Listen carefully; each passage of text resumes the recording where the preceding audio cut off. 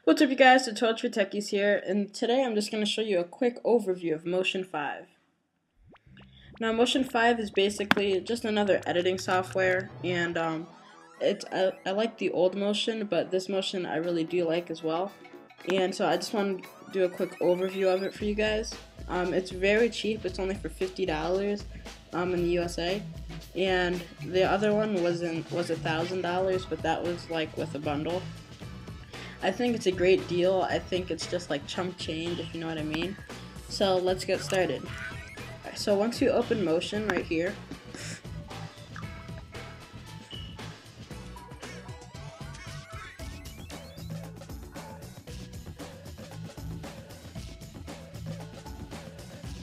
you're going to be prompted with this screen. And basically what this screen is it allows you to just pick any like template you want to make your editing life a lot easier. So now you can, if you click all, it basically just shows you like everything that's in your library, everything that you're able to do.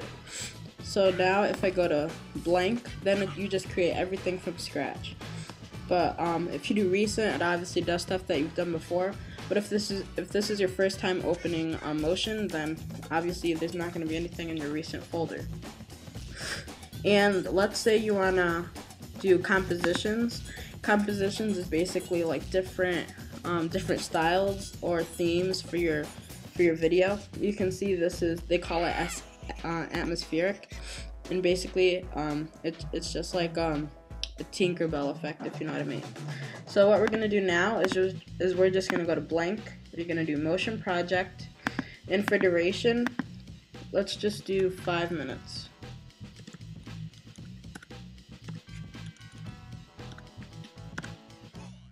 For frame rate, we're going to do 60 FPS, frames per second, and then we're going to do broadcast HD 1080. Then we're going to click open. Okay, so after you click open, you'll be prompted with this, just this Motion layout. It can be very intimidating at first, but trust me, it's definitely not that hard to get used to. So I'm just going to start from left to right. All the way on the left here is File Browser. Now this is when you're first starting a project, you want to open files, you want to bring them in so that you can edit them and make your own movie. So let's say I want to get a movie, you want to click File Browser, you want to go to wherever your project is, and then you would just click what you wanted, or you could just click it, drag and drop it, whatever you want to do.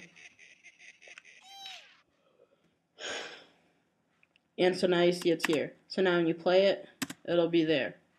And so basically that's it for the file browser. It's just really self-explanatory.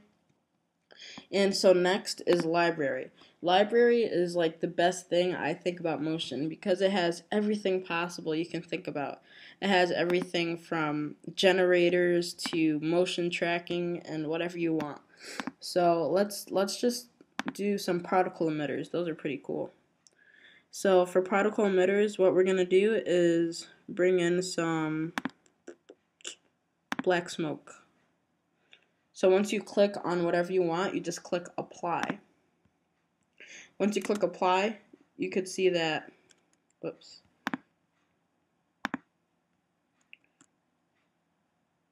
Once you click apply, you can see this black smoke coming out. Basically, that's the effect right there. And you could always change it, keyframe it, whatever you want, but that's for a different tutorial. And so next is your inspector. Inspector is basically, this is where your layers are, and if you click on any layer, then the inspector will just, it'll give you the details about the layer and what you can change about it.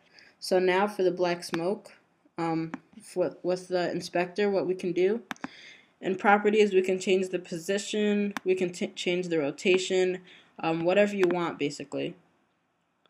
So you see in the inspector, as you move this circle right here, it changes the rotation.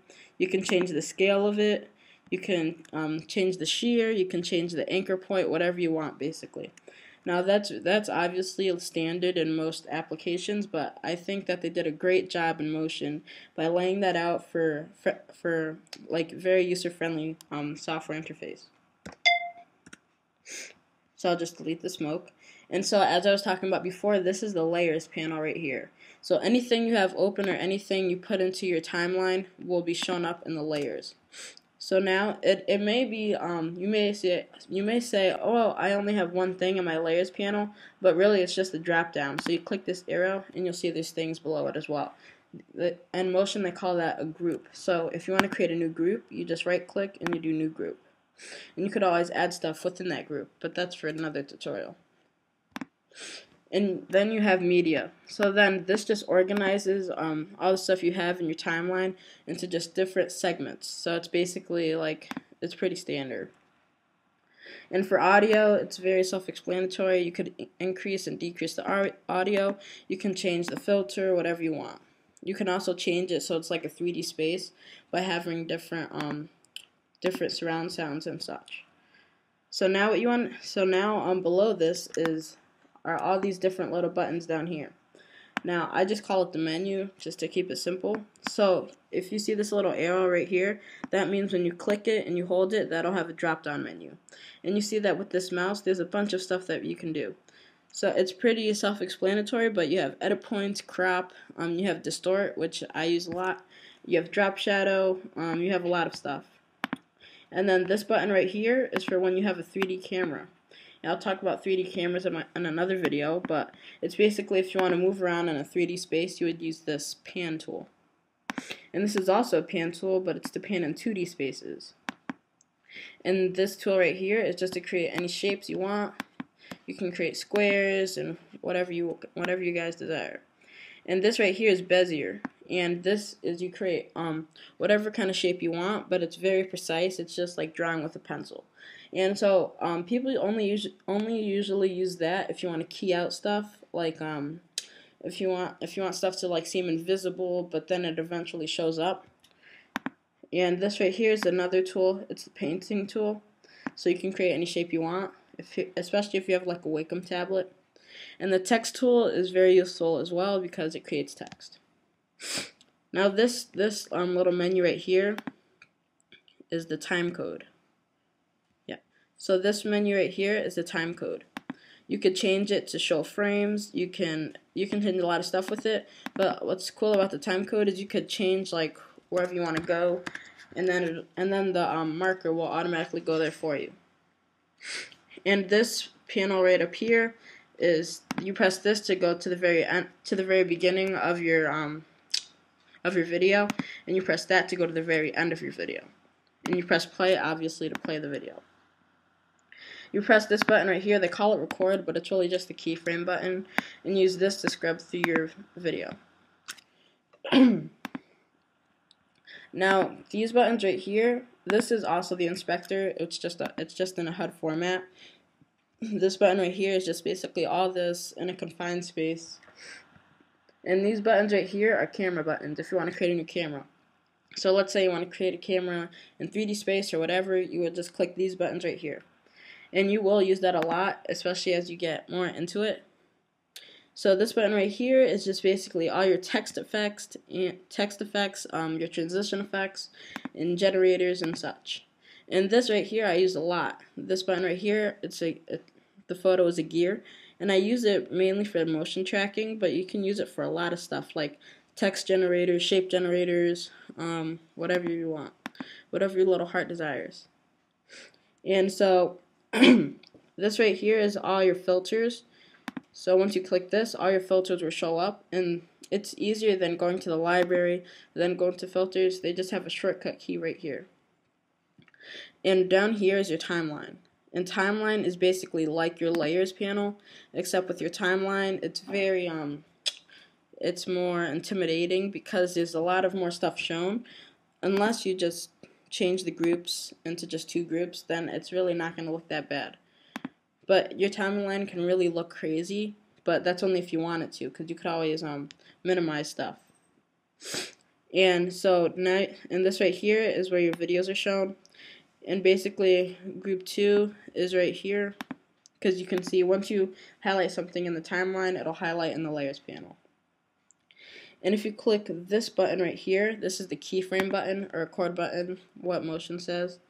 And basically, if you add any keyframes, it'll show up down here, and you could always change them very precisely. That's why they have this. And just to have an overview of it, like if you're a Final Cut Express or Final Cut Pro user, you're probably very used to seeing keyframe layouts, and I am as well.